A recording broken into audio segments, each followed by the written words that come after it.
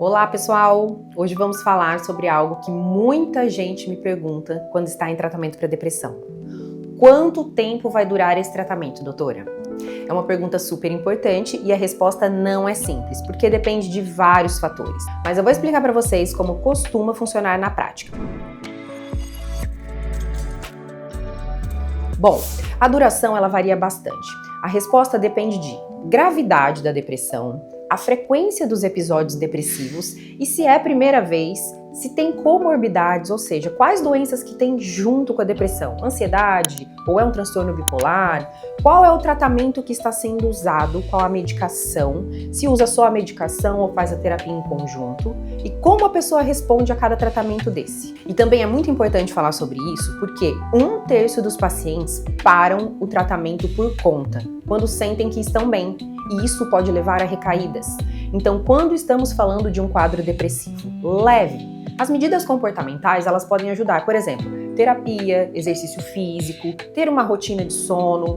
Agora, em casos moderados a graves, a medicação ela é necessária. Quando se trata, por exemplo, de um primeiro episódio depressivo, geralmente o tratamento dura de 1 a 2 anos, a contar a partir do momento em que o paciente melhora.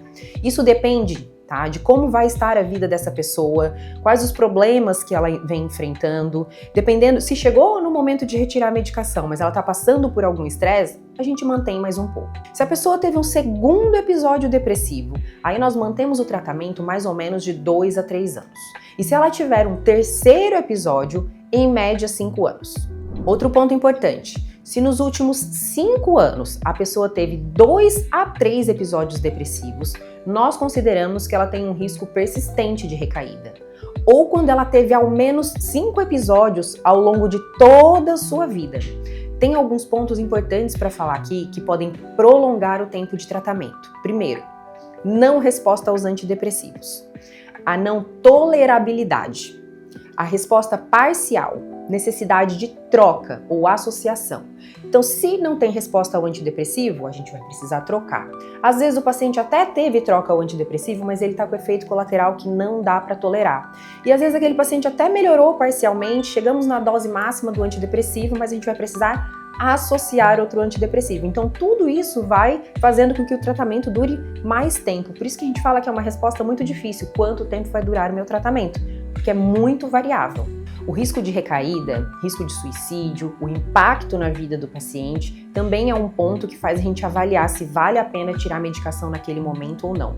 E também uma coisa importante, que é a preferência do paciente mais o diálogo com o médico, algo que a gente decide em conjunto, informando o paciente dos riscos da retirada.